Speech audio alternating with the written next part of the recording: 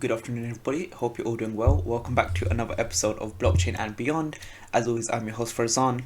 Apologies if you hear any voice cracks. I've got a bit of a sore throat, but hopefully it should be fine.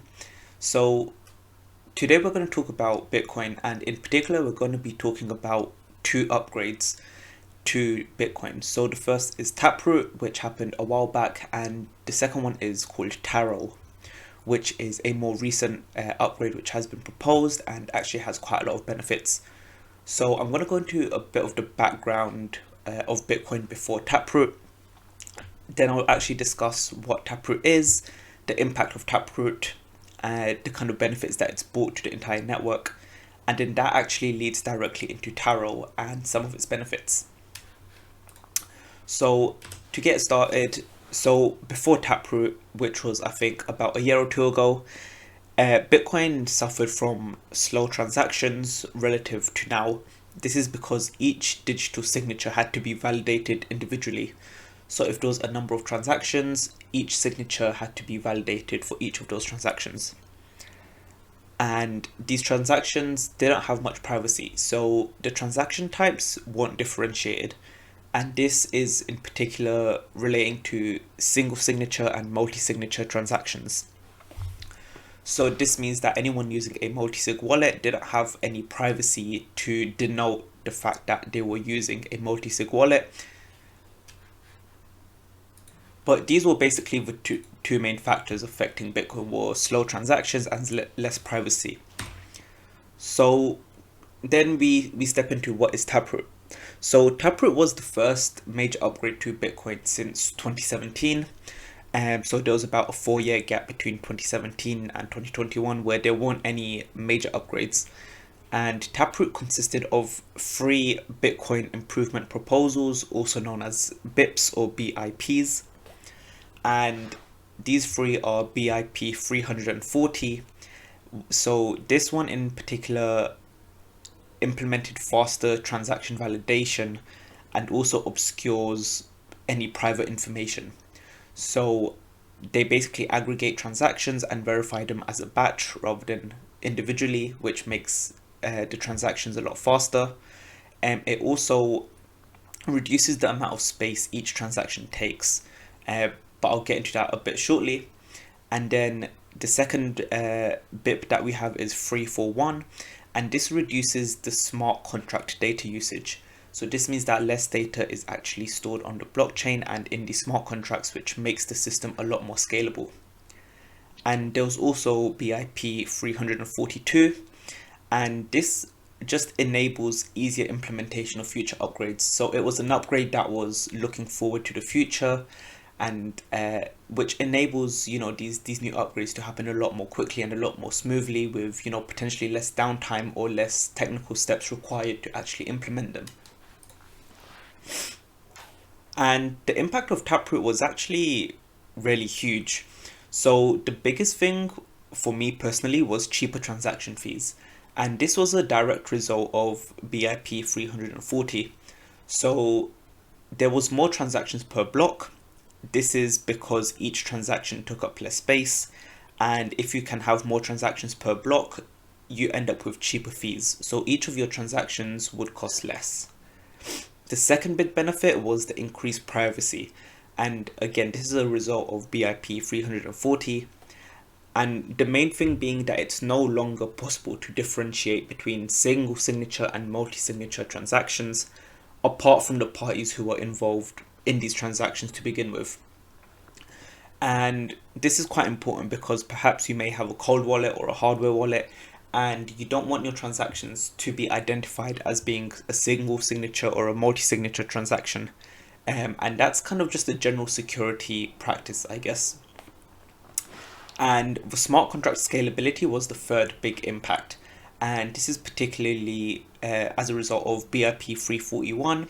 So there's less data being committed to the blockchain. So before this upgrade, all of the data would be stored on the blockchain, but as a result, it would be a lot more limited, and only certain outcomes of data would actually be deployed onto the blockchain and through these smart contracts.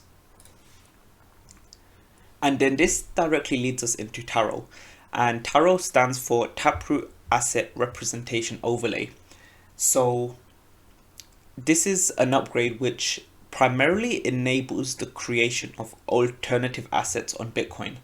And one of the examples which I'm going to use is Lightning USD or LUSD.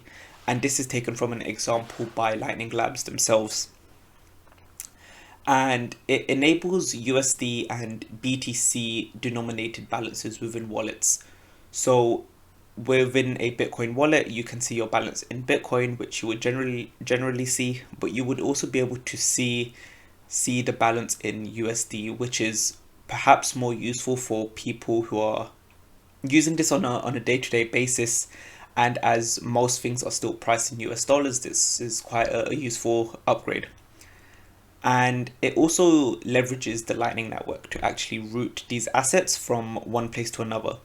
And I've done an episode on the Lightning Network as well, but for anyone who's unfamiliar, it's basically a self upgrades where you can create channels between different nodes, and you can actually send Bitcoin through these channels, and these have very little transaction costs compared to traditional Bitcoin transactions, and it actually increases the speed. So Lightning Network transactions happen within seconds, and then these transactions are all grouped up and deployed or written to the blockchain at a later date. So one of the big use cases outlined by Lightning Labs has actually been about stable coins on Bitcoin via Taro, right?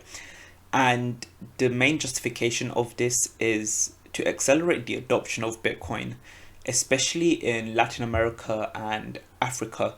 And this is because we've seen a lot of countries in both of these areas increase their adoption of Bitcoin. So we've seen El Salvador, we've seen Mexico, I think we've seen also Nigeria show a lot of interest in actually using Bitcoin. And the stablecoins would prove as a stepping stone for countries to issue assets on Bitcoin.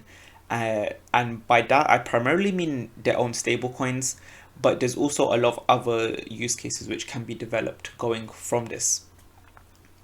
And because it uses the Lightning Network to route these assets, the liquidity for these assets only needs to exist in the first and the last hop.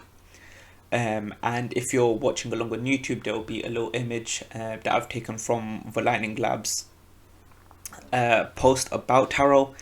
And what this can enable things like foreign exchange. So if there are different stable coins on the Lightning Network, for example, USD and euros, for example, you can algorithmically develop exchange rates for these assets, which means that you no longer have to have exchange rates or foreign exchange transactions happening through centralized bodies. You can actually have all of these transactions happening through the Lightning Network itself, which is a much more decentralized and faster way to actually carry these transactions out. So there's a lot of big use cases that can be developed as a result of the Taro upgrade. So to kind of wrap it up, so Taproot itself has done a great deal to actually improve the scalability of Bitcoin, in particular how much data is being stored and used and how transactions are verified and validated. So that increases the scalability, but also reduces the cost of transacting on Bitcoin, which is probably been the biggest thing for me, right?